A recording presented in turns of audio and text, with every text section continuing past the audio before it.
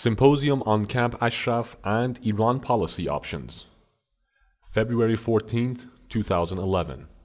A symposium entitled Camp Ashraf and Iran Policy Options was held by the British Parliamentary Committee for Iran Freedom in London. In this symposium, chaired by Lord Robin Corbett, prominent US and British speakers discussed policy towards Iran considering the uprisings in the Middle East, protection of Camp Ashraf, and the necessity to take the PMOI off the US State Department FTO list.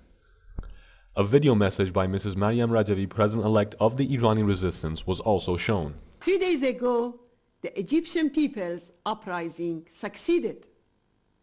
In fact, the spring of freedom has arrived in the Middle East.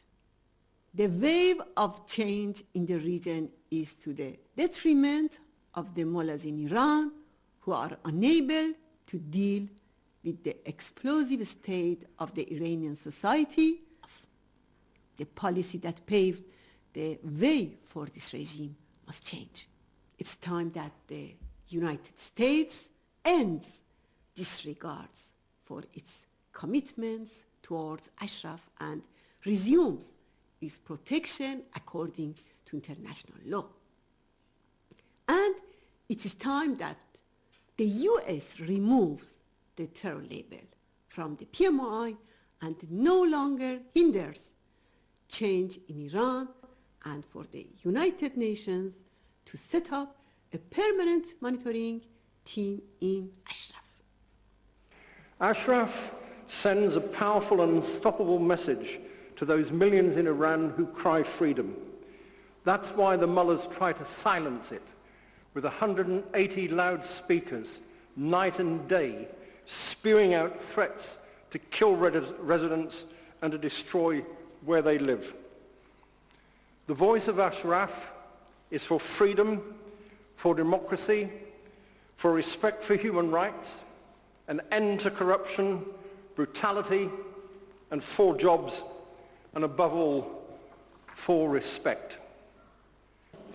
I'm also able to announce today that 500 members of both houses of Parliament, that's around 300 members of the House of Commons, which is a majority of the backbench members of the House of Commons, and around 200 members of the House of Lords, have signed this appeal that the United States lift the ban on the resistance and that proper steps are taken through the United Nations to secure the safety and security of those at Ashraf.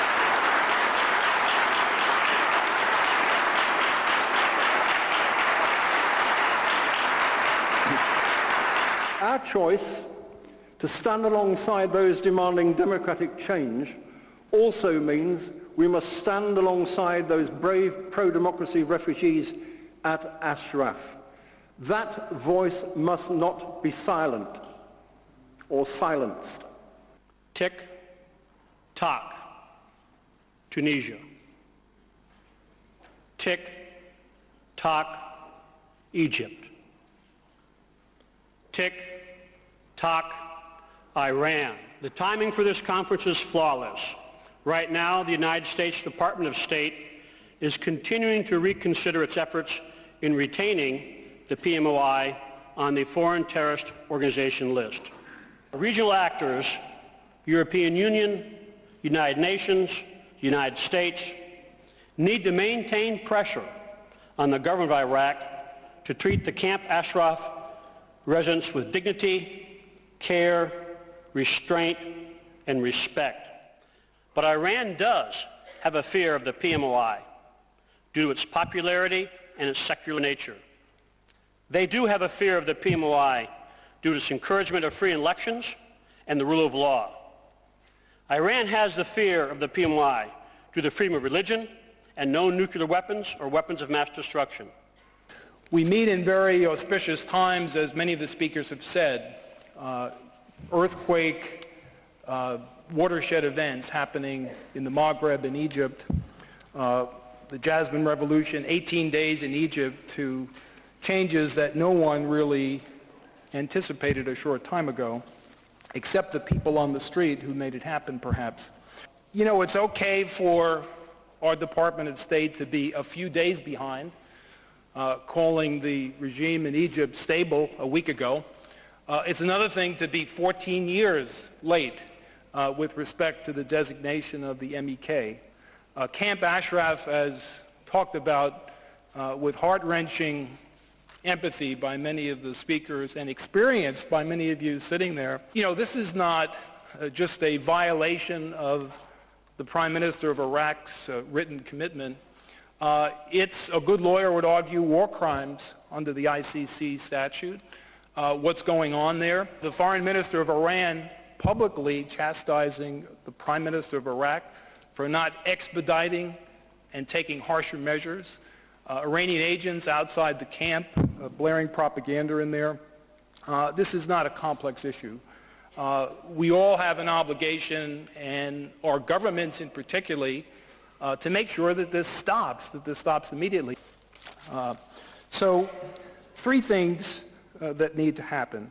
Delist the MEK, immediately insist and use the power that we have and the influence we still have in Iraq to ensure the safety of those people, and support the engine of freedom with the young Iranian people. In particular, today that support is shown for the residents of Camp Ashraf. That we are still holding meetings to discuss the plight and suffering of the residents in Ashraf is in itself a disgrace. It's gone on far too long, and it should have been ended some time ago. All we are asking the United States government to do is what was eventually achieved here in the United Kingdom, albeit with attrition, and in Europe, which is to take the PMOI in the United States too into the family of recognized international institutions. What they're doing is completely illogical. Just think about it for a moment. If there is regime change in Iran, for example, as a result of a popular revolution, then there will have to be a government in its place.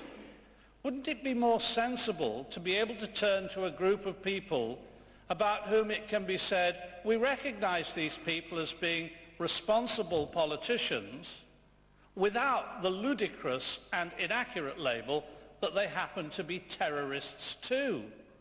Surely when there is regime change, the United States will need friends whom it has assisted towards the creation in due course of democratic institutions in Iran. Over a year on, the regime still struggles to prevent further unrest through the use of torture and mass execution. These are the actions of a weak regime, fearing for its future. Well, ladies and gentlemen, the Iranian regime is right to be running scared because change is coming. And that leads me on to the PMOI and the 3,400 members, supporters of that organization based at Camp Ashraf. We have long heard the lunatic ramblings of the Iranian regime describing the PMOI as a grouplet, lacking any significance whatsoever. You may well ask why it is that the Iranian regime, which describes the PMOI as insignificant, places the group at the top of its agenda on each and every occasion it enters into negotiations with the West. So much for a grouplet. The answer is simple. The PMOI advocates and promotes the ideals of democratic change in Iran. Democratic change which the tyrant leaders of that country know will eventually bring their downfall, and the sooner the better. I single out the female population inside and outside Camp Ashraf. I speak directly to them, and I say to them, continue your courageous fight. You are playing an integral role in protesting against the horrendous regime. We in this country and throughout the world know of your activities, and I salute your great courage and determination in the face of organized aggression by hired mobs and by Iraqi forces. The second reason is the humanitarian reason, which we've heard so much about 3,000 people plus who are in danger of their lives in a hostile environment.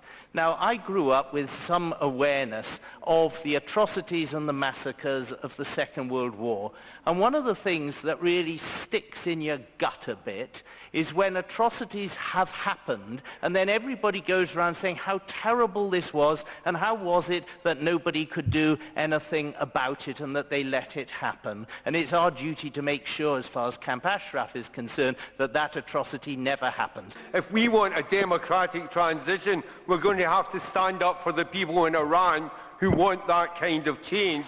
And there can be no better beacon for what the Iranian people are trying to achieve than what's happening at Ashraf.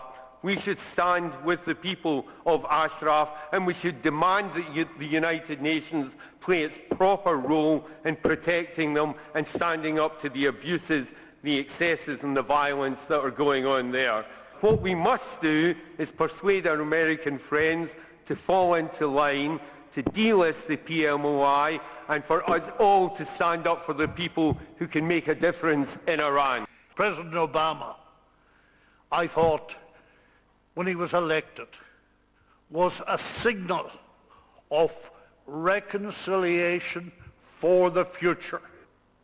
And I'm so disappointed that he has not implemented the rulings of his own court that the PMOI are not a terrorist organization. So all I have to say in conclusion is this.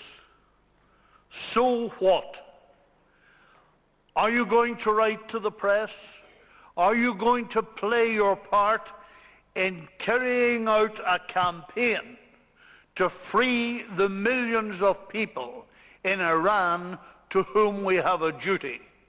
Are you going to write to the government and say, you had an obligation, you have an obligation, along with our American allies, not to walk out of Iraq and leave 3,500 people in Camp Ashraf at the mercy of those who would starve them, who would deny them health, drugs and hospital treatment.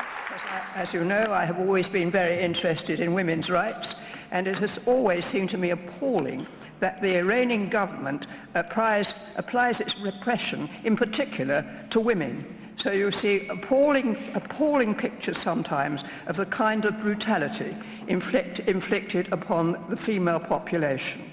Madam Rajavi has an agenda for equality, and that, I think, makes me very, very supportive of everything that she is doing. We have, I think, in this meeting, to salute the courage of people in Iran who are opposing the current government and continue to do so. It takes enormous courage to oppose a government that occupies an undemocratic situation. And if there's one criticism that I have of the United Nations, it is this. The residents of Ashraf are educated, civilized, people who wish only to express their own view. They've caused no trouble to the Iraqis. These are protected persons under the Geneva Convention. So come on, United Nations, get your act together. I think the decision by the Court of Appeal in Washington is exceptionally good one. I also like the idea that there has been the clear recognition by that court that not only is there a judicial process to be gone through, but there is also a political process to be gone through. And it seems to me that that decision recognizes implicitly what is to be required. Ladies and gentlemen, we meet tonight at a historic moment in the history of our world. We meet when the suppressed are rising. We meet when the suppressed are turning. On either side of you, you can see a statement on Iran. And that is an early day motion that has been signed by 500 parliamentarians. So there you are, ladies and gentlemen. parliamentarians are also rising, speaking out on your behalf.